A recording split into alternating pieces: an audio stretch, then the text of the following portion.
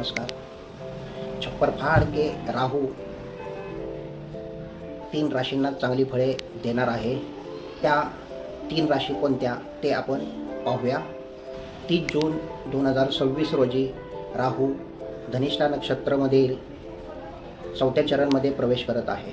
धनिष्ठा नक्षत्र हे मंगळ ग्रहाचे असून 4थे चरण हे मंगळाचेच आहे। त्याचे परिणाम 3 राशींना लाभदायक ठरणार आहेत। त्या राशी कोणत्या ते पाहूया। 1 धनुराशी, दुसरी कन्या राशी व तिसरी मेष रास आहे। या तिन्ही राशींना बिझनेस व नोकरीमध्ये चांगली फळे मिळणार आहेत। तर सर्वांनी या धनिष्ठा नक्षत्रामध्ये 4थ्या चरणमध्ये होणारे गोचर 8 महिने आहे। त्या 8 महिन्यात छप्पर फाड़ के राहू फळे देणार आहे।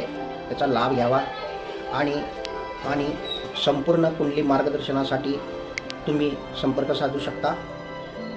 धन्यवाद।